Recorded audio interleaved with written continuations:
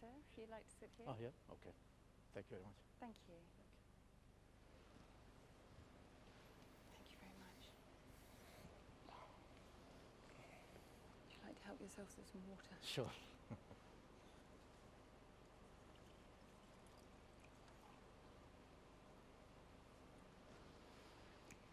Excellencies, ladies and gentlemen, a very good morning to you all, and thank you for joining me for this supply chain session. We have a very interesting conversation ahead, not least because of my esteemed guest. I'm joined by Mohammed Al Muallem. He is the CEO of JAFSA and also the Senior Vice President and the Managing Director of DP World, in particular taking care of the UAE region. Now, DP World is an entity, it's a titan that almost needs no introduction. It has managed to transform the way that global logistics are done, the way that we do trade, and the investment that goes into the sector in just a few decades. Today, its portfolio has almost 80 terminals, supported by 55 businesses across 40 countries and spanning 6 continents.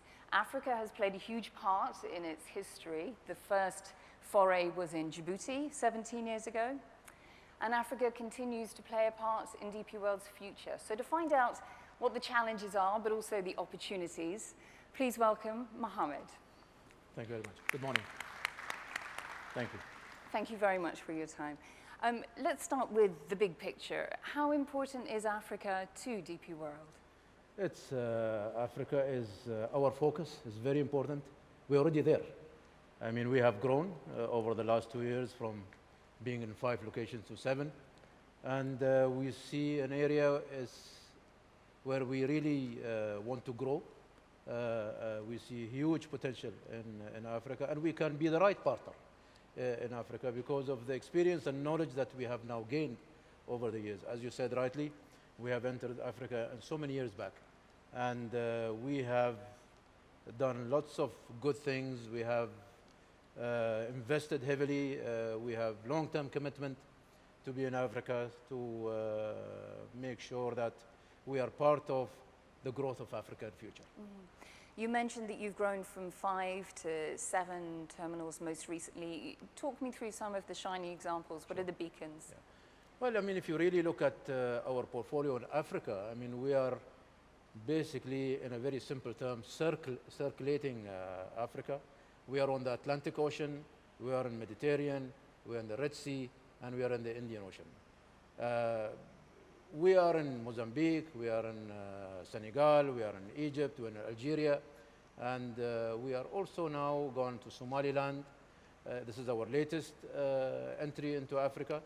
And also we are not just, our focus is to be on the marine side, but also we want to be in Africa because we know Africa made up of 52 countries, and there are many countries which are landlocked, which are inside. And the one which we have now entered with is in Rwanda, Kigali. So these are really the places that we are in. And as I said, really the latest has been, of course, in Egypt in terms of the Suez Canal economic zone. Our interest is not only port, but as a company, we are now expanding our horizon to not just to look at marine terminals, but actually to look at logistics, to look at economic zones, and to look at what we call inland dry ports, where we see lots of potentials, lots of opportunities in terms of moving trade between lots of nations, even within Africa itself. Not only Africa dealing with outside world, but we know that there'll be a great movement, what we call intra-Africa, in terms of trade going between all these countries. So we are really positioning ourselves from the marine perspective to be on the marine side, and also to be inland in Africa in a different shapes from the port, logistics, and also the economic zones that we are expanding to. I suppose this is the next frontier then, because as you say, we've done the coast. No 2 countries in Africa are the same. The continent is varied in its challenges, both economic and logistically. So talk me through what's being done specifically with waterways in terms of bridging that infrastructure gap. Well, I mean, again, as I said, really we want to build the capabilities on the coast where we can move things inside, and that's where we are looking at rivers. We're looking at where we connect into being onto the big lakes within Africa, where we can really, we want to be part of the supply chain. We want to provide a complete solution of a supply chain where goods can move door to door in a most efficient way. You know, Rebecca, we know that what really hinders trade is also the cost. You know, if you don't have the right supply chain in place, the cost really adds up, and that makes you, you know, not very competitive in terms of being so efficient in terms of trading. So we are looking at almost, I can say almost everything which comes in relation to the supply chain. And we're looking at those dots and how we can invest and improve and make it more efficient, all in a sense of speed with the right sort of costing, so then it can generate more opportunities and can move lots of cargo and trade between different countries.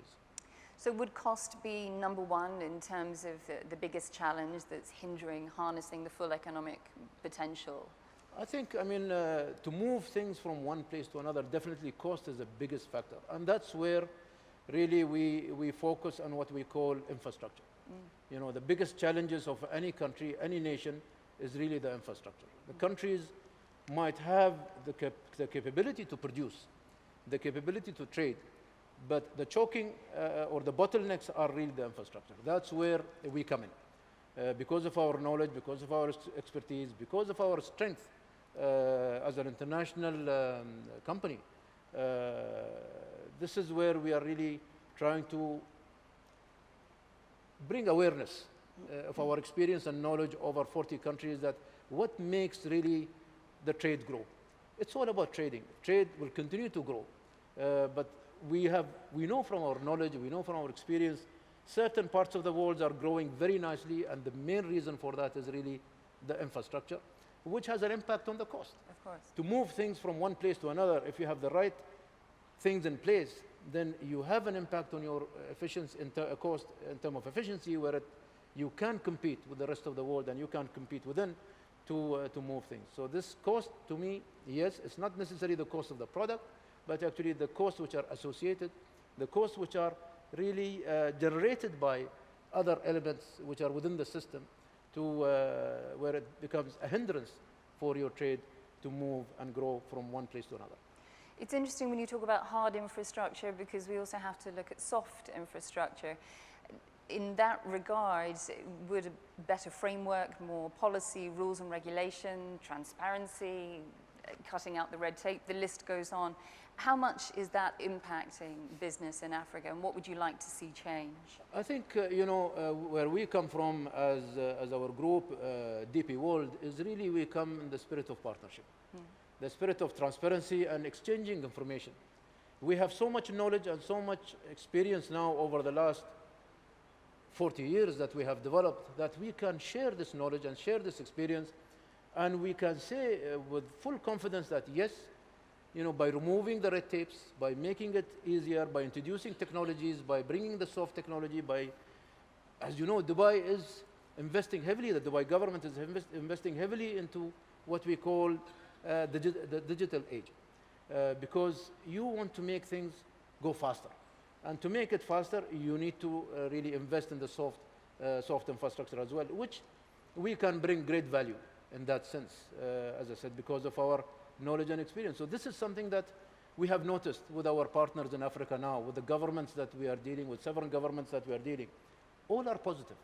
All are willing to change because they can see that there is a value for themselves. You know, as I said, we come in as a partnership spirit, that we are there for long term. Our concessions are there for long term. They are not less than 30 years. So we are there for a long time, and we want to make sure that what we bring in those things, advices, discussions, information that we can together share in order to you know, improve. Because in that sense, to make the venture successful, the governments also have to move forward and be positive. Look at Dubai today. Look at UAE today as a country. It is the government who are really doing the main things in terms of rules, regulations, and how to make it easier. Cargo is there, trade is there, the land will produce, industries will be there, but if we don't have the right regulations in place, I think that will be really one of the bottlenecks that I have said. So yes, it is very important. But what we have noticed from our experience with the governments that we are dealing in Africa, that they have been very positive. They have realized the value of the improvement in all aspects, whether it's hard or soft, because that's really brings the value for the country and for the nation. Have you noticed, in light of the global economic malaise that we've seen of late in recent years, a slowdown in investment, a reluctance on any part of private investors or even governments when it comes to forming PPPs? Is there any hesitation or Not slowdown? at all. I'm talking about our company. Of course not. I mean, we, as I said, we have the latest country is Somaliland, and we have made good commitments to the government. We are there for, our concession is for 30 years, extendable automatically for another 10 years. And we have committed in terms of dollars.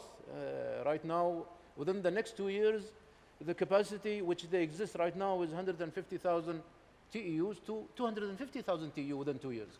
So we are working very hard to make sure that Somaliland also contributes to the local economy and also becomes another gateway into Africa, complementing our terminal in Djibouti, because there is lots of potential and opportunities. So not at all. We are really looking at, as we speak, confidentially, of course, we are also looking at other countries in Africa to go in and provide our partnership to them and see where we can work. I mean, our chairman has been constantly traveling to Africa. He's met with the president of Mali. He met with the president of Congo, all in a way to how to offer that partnership and knowledge that we have and build and grow together going forward. Precisely.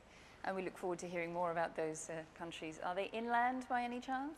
One of them, of course, right now we are in Kigali inland. We are already established there, and we are moving forward. And yes, and there are many also inland, because it is part of our philosophy now to as I said earlier, really we want to be the full supply chain.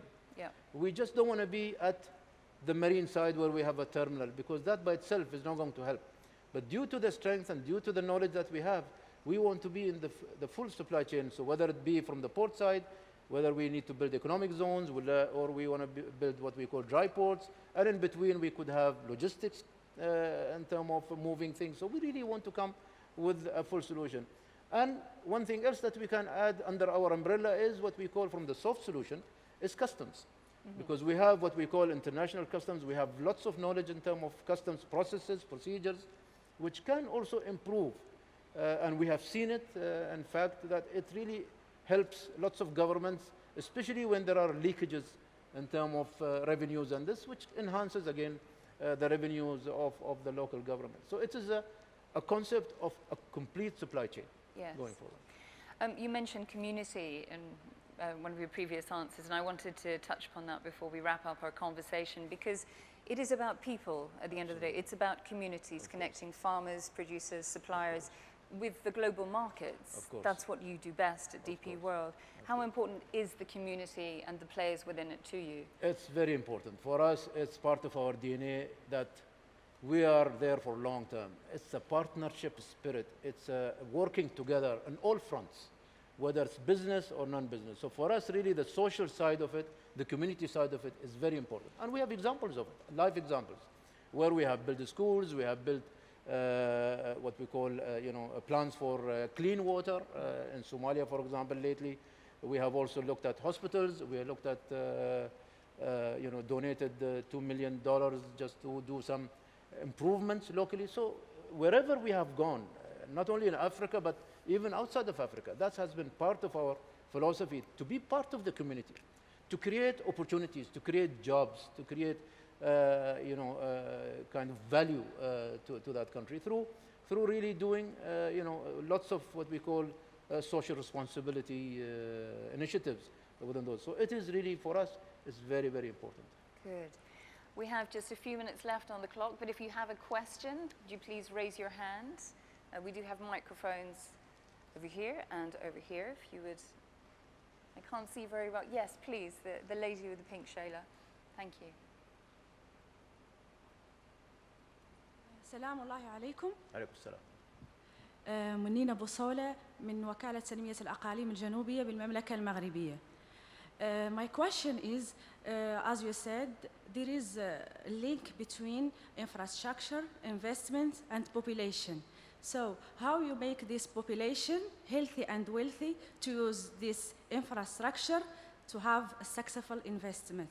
As we know, now the important thing as the youth, we have to work in youth, but to work and improve the, as you said, the social corporate responsibility for the youth, we have first to work in our environment to make all these things in one thing.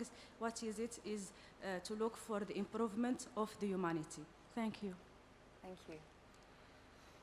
Well, I mean, I said earlier that really when we go to any country, any location, it's a long-term plan.